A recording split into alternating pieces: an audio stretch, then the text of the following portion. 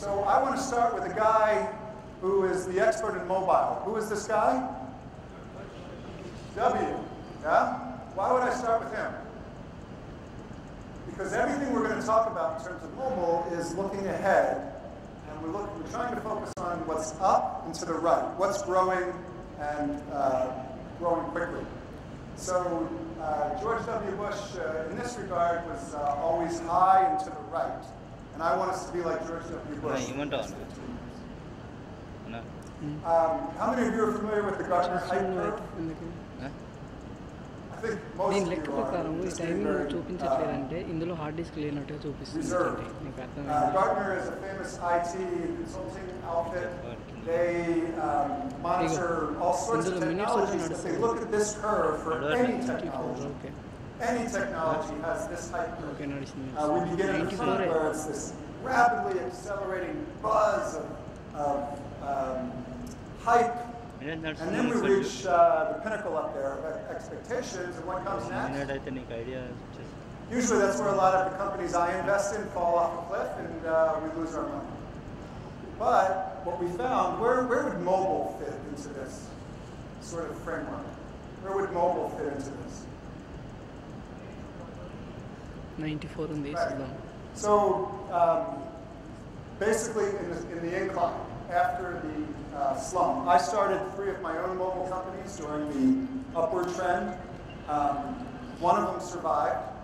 And I think now we're just getting to the slope of enlightenment. So as you hear all of the technologies in the next couple of days, use this framework to think about what we're talking about. So some of the things that I'm going to be talking about are still on the slope up, recognizing that generally there's only one last man standing in that era. After the trough of disillusionment comes, many of the competitors మరి live అని ఇచ్చేసాను నాకు check చేసుకుంటావు కదా రెండు ఒకసారి camera off చేసి on చేయి Where's the magic machine? Okay, we can do it old school. So, some obvious things. Once you hit 50%, it's time to move on to something else. Okay?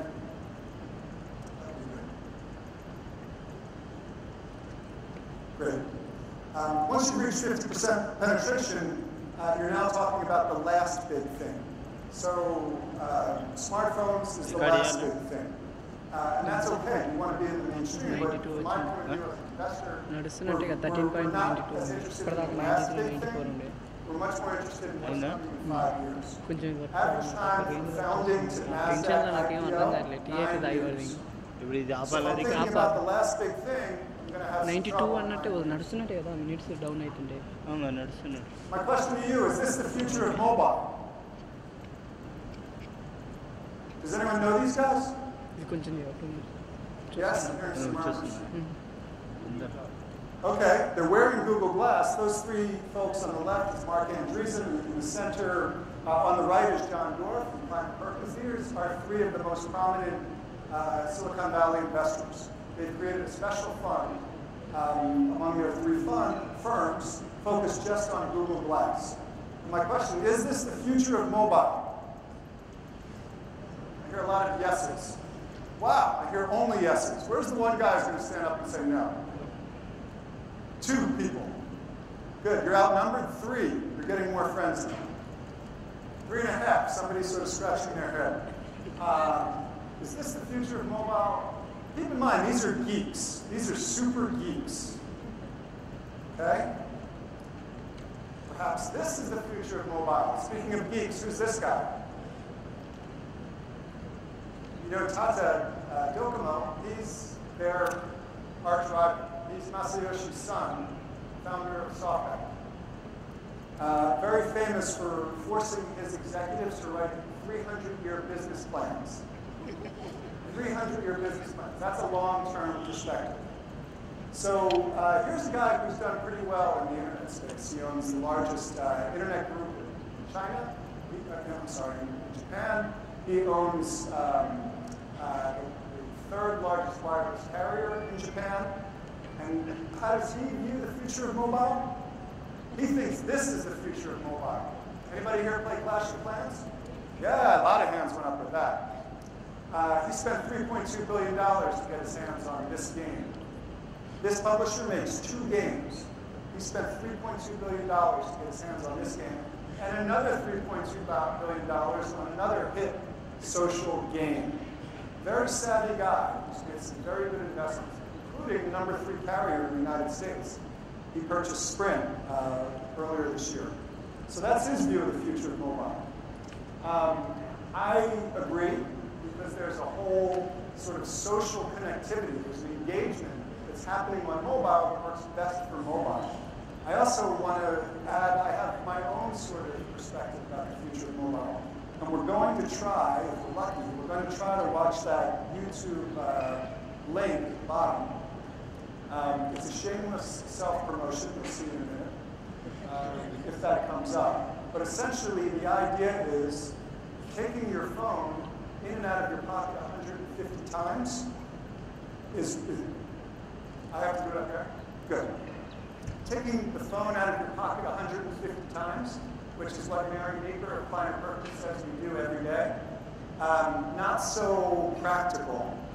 So, speaking of not so practical, no. We want to get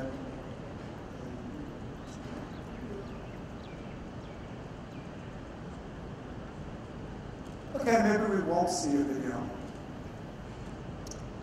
Assume you saw a video. That's the company where I'm an investor, but I've gone in-house. If we're not going to have video, let's just turn the lights on. Essentially, messaging, in our company, which is a messaging company, all of us are wearing NDA devices from different manufacturers, including our friends from LG. I wear a Pebble, basically, I travel today, but usually I'm wearing a Pebble in the office. All of my emails are coming to my Pebble. I'm getting a notification, no phone, simply swiping. Now the challenge is, when this device can finally have some of the functionality of a smartphone, including a front-facing camera, which the first generation iPhone did not have, and has a nano SIM connected to that device, I can finally respond to those emails. Right now, I need to take out my smartphone, I have to do a very unnatural user interface, I have to use my fingers. As someone who teaches students, I promise you they don't like keyboards. So the video I was going to show was simply our product, a messaging product, where you talk into a watch, you hit one tap, and it's off. It's sent. Anyone in my generation might have heard of Dick Tracy. None of my students know what that is, but Dick Tracy uses a smartwatch to communicate. So up and to the right, George Bush would be very happy to see this particular slide. And I think messaging is very interesting. WhatsApp, obviously, in February, acquired for $19 billion by a pretty smart guy named Mark Zuckerberg. Viber acquired for almost $1 billion by Rakuten. Very interesting. A company that was very quietly working in Israel, acquired by a non-Silicon Valley buyer. The whole market is being driven by users, and users are in Asia. Messaging is an Asian phenomenon. Nimbuzz, WeChat, Line, Kakao. The innovation is happening here. That's why I came on a plane to see what's happening here. And I think that's really exciting. The average number of visits to a messaging app is anywhere between 10 to 14 a day. If your consumer is coming back to you 10 to 14 times a day, you're doing something right. You want to be in that kind of sector. You're probably all familiar with Line. I don't know how big Line is in India, but, and I think we're even going to hear from WeChat tomorrow. The United States is not where the action is. The growth is outside of the United States, and the future of mobile is online to offline. I saw Amazon as an exhibitor across the way. They dominate e-commerce, and yet e-commerce is still a tiny sliver, less than 5% of general commerce. So if you can take your relationship with the consumer online and migrate that to the much larger offline space, you're doing something right. That's what your gadget, that's what your consumer relationship needs to do. This is an example, it's another video that you won't see. It's basically it's from Tokyo, as you can probably tell, it's Tokyo Girls. It's a large fashion show based on their mobile experience. So they're able to mobilize, they're able to activate 20,000 streaming girls. All of them can buy any of the fashions they see at the Tokyo Mesahara Messe, and purchase while engaging with the different brands.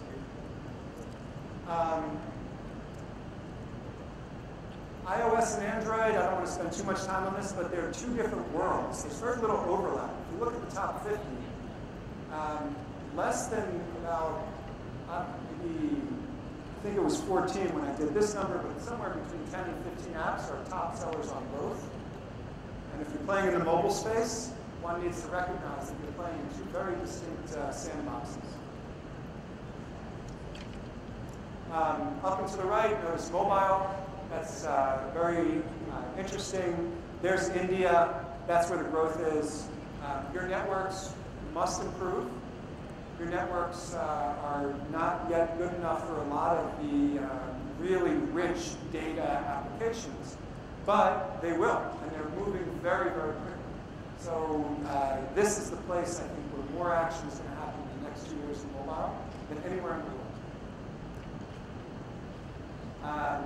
Not good news for Apple, because they're not necessarily playing to the broader mass. They're only number 7 in China, number 3 in India. Our friends from LG will be very happy to tell you who number 2 is here. Xiaomi, who's heard of Xiaomi? Wow, I know they're coming, good. This is a geeky crowd, it's very impressive. In Israel, no one knows what I'm talking about, Xiaomi. So Xiaomi is what I think also part of the future of mobile. They don't try to be a Swiss Army knife. They're very clear about what they stand for. They stand for media experience on mobile. It's an amazing media device for mobile. And that's what they do. So look at the growth. They can't meet demand.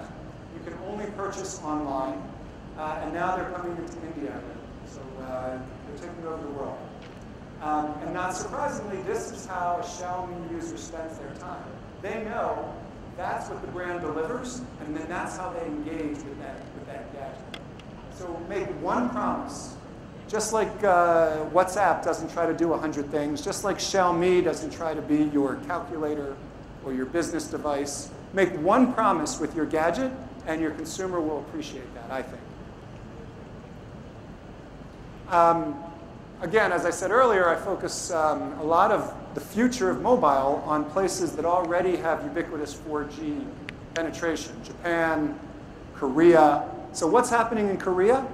Lots of things. At the bottom there, you can see in the ed tech, education tech space, they're handing out tablets to every single Korean student ages K through 12, grades K through 12. Can you imagine what's possible once every one of those students is carrying a tablet? And it's changing. This is the, okay. And somebody give me a symbol when it's time to get rid of me. I don't know what that symbol is, but I'll know it when I see it. So there's an example. These are the LTE deployments worldwide. And what happens when you increase bandwidth? The usage case itself evolves. This is the future for India and the rest of the world. 4G is coming. It's a question of when. So how does behavior evolve? So that word up there, who knows how to read that word? It's not Sanskrit, I promise. No. Anyan Haseo means namaste or namaskar ma. Suddenly, when you have 4G in an elevator, when you have 4G in a train, when you have 4G in a tunnel, your behavior evolves. And even your form factor evolves. So more than 40% of mobile devices are